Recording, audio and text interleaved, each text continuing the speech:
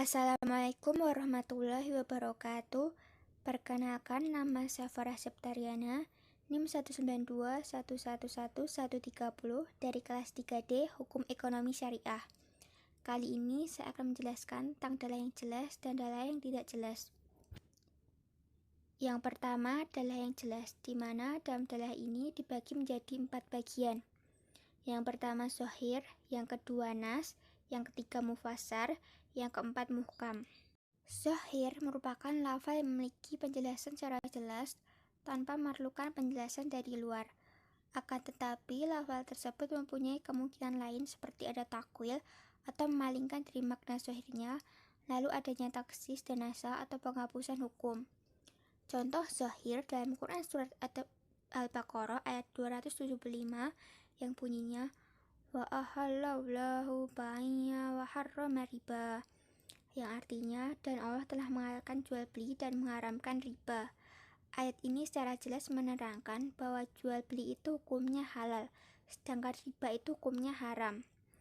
Hukum lafal zohir yaitu wajib diamalkan sesuai dengan lafal itu sendiri sepanjang tidak ada dalil yang mentaksis, mentakwil, dan nasahnya.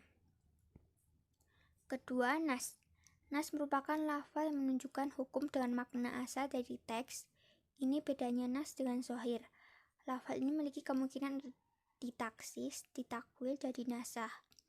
Contoh nas dalam Quran surat Al-Baqarah ayat 275 yang bunyinya wa ahallallahu bai'a wa harrama riba.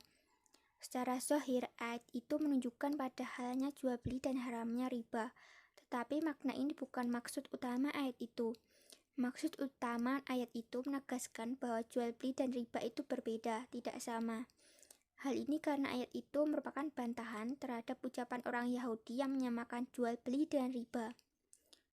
Hal ini juga tercantum di surat Al-Baqarah ayat 275 yang bunyinya zalika bi annahum qalu innamal bai'u mislur riba, yang artinya mereka berkata sesungguhnya jual beli itu sama dengan riba.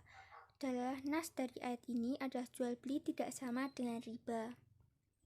Yang ketiga, mufassar. Mufassar merupakan lafal yang menunjukkan suatu hukum dengan dalah yang tegas dan jelas, sehingga penunjukan itu tidak mungkin untuk ditakwil dan ditaksis, tetapi dapat dinasakh ketika masa Rasulullah. Contoh mufassar dalam Quran surat An-Nur ayat 2 yang bunyinya az-zaniyatu waz-zani fajlidu kulli wahidin minhuma mi'atal jaldah, yang artinya perempuan yang berzina dan laki-laki yang berzina maka deralah tiap-tiap seorang dari keduanya 100 kali dera. Kata mi'ata di sini atau 100 tidak bisa diartikan dengan jumlah lain. Hukum mufassar adalah wajib mengamalkannya sesuai dengan lafalnya. Keempat, muhkam. Muhkam merupakan lafal yang menunjukkan makna dengan dalah yang tegas dan jelas, serta qat'i dan tidak memiliki kemungkinan ditakwil, ditaksis, atau dinasah. Muhkam menduduki posisi tertinggi dalam kejelasan di antara derajat-derajat kejelasan lafal. Contoh muhkam dalam Quran surat Muhammad ayat 19 yang bunyinya fa'lam innahu la ilaha illallah, yang artinya maka ketahuilah bahwa sesungguhnya tidak ada Tuhan selain Allah. Hukum lafal muhkam yaitu tidak menerima pembatalan karena merupakan ajaran-ajaran pokok yang tidak berlaku pada nasakh. Misalnya seperti ayat tersebut yang berisi tentang kewajiban menyembah kepada Allah. Lafal muhkam tidak dapat dinasakh pada masa Nabi, apalagi pada masa berikutnya. Dalah tidak jelas dibagi menjadi 4 bagian dengan rincian urutannya: 1. khafi tidak jelas, 2. muskil lebih tidak jelas, 3. mujmal sangat tidak jelas, 4. mutasabih paling tidak jelas. Dalam Al-Quran tidak boleh ada lafal yang tidak terang artinya. Oleh karena itu harus dijelaskan peringkat urutan didasarkan pada tingkat kesulitan dalam menjelaskannya. Semakin susah tingkat usaha menjelaskannya, semakin tinggi tingkat ketidakjelasnya. Yang pertama, khafi.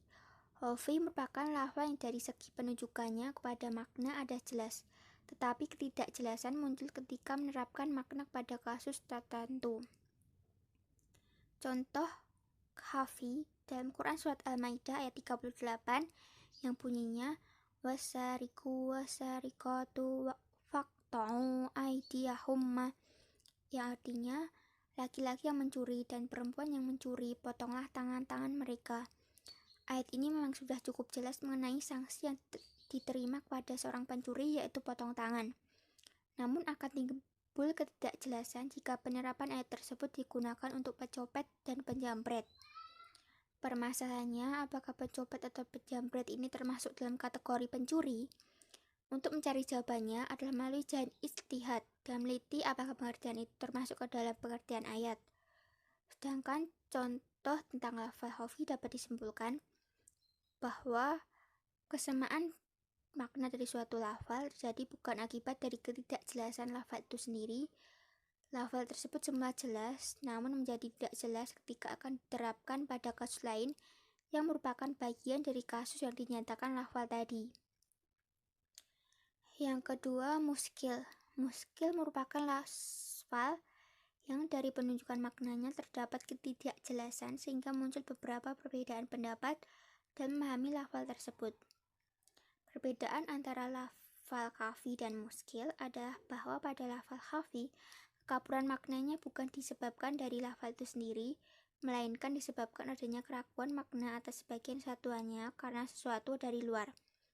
Adapun kekaburan dari makna pada lafal muskil berasal dari lafal itu sendiri karena lafal itu diciptakan untuk beberapa makna. Contoh muskil dalam Quran surat Al-Baqarah ayat 228 yang bunyinya wa mutallaqatu yatarrabbasna bi anfusihinna salasata quru, yang artinya wanita-wanita yang ditalak hendaklah menahan diri 3 kali quru. Ada perbedaan tentang makna dari lafal quru. Satu, menurut ulama Hanafiyah, quru diartikan dengan masa haid. Dua, menurut ulama Syafi'iyah, quru diartikan dengan masa suci. Masing-masing mengambil kesimpulan yang berbeda itu didasarkan kepada qarinah luar yang berbeda pula. Begitulah setiap lafal muskil dalam Al-Quran dan Sunnah.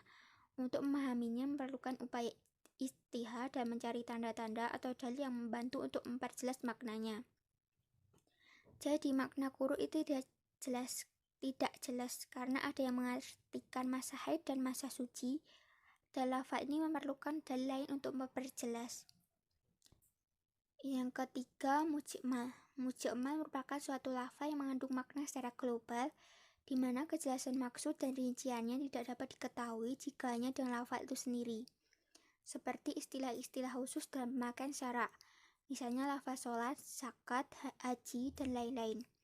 Kejelasan tersebut hanya dapat dijelaskan dari sunnah-sunnah yang diajarkan oleh Nabi Muhammad SAW. Contoh mujmal dalam Quran surat Al-Baqarah ayat 43 yang bunyinya wa aqimus sholata wa atus zakata, yang artinya dan dirikanlah sholat dan tunaikanlah zakat. Ayat ini menunjukkan perintah sholat dan zakat. Akan tetapi dalam ayat tersebut hanya menjelaskan perintah sholat dan zakat saja, belum menjelaskan tentang tata cara sholat dan juga ketentuan kadar yang harus dikeluarkan untuk zakat. Jadi intinya lafal ini membutuhkan dalil-dalil lain untuk menjelaskan lafal sebelumnya. Yang keempat, mutasabih. Mutasabih merupakan lafal yang tersembunyi maknanya, tidak menunjukkan kejelasan maknanya, dan tidak ada pula dalil yang menjelaskan maknanya. Lafal mutasabih kebanyakan terdapat dalam nas-nas lain tentang hukum. Misalnya huruf-huruf hijaiyah yang dipergunakan sebagai pembukaan beberapa surat dalam Al-Quran. Seperti dalam Quran surat Al-Baqarah yang bunyinya alif lam mim. Hukum dari mutasabih ada dua, yaitu satu, salah melarang untuk mentakwilkan lafal tersebut. Dua, halaf yaitu membolehkan untuk mentakwilkan lafal tersebut. Sekian penjelasan dari saya, kurang lebihnya mohon maaf. Wassalamualaikum warahmatullahi wabarakatuh.